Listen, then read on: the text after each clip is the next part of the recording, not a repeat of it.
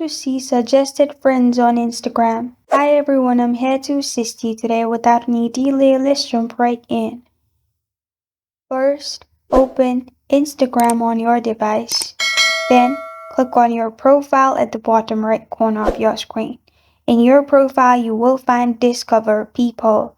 You can scroll in here and you will find all the suggested friends.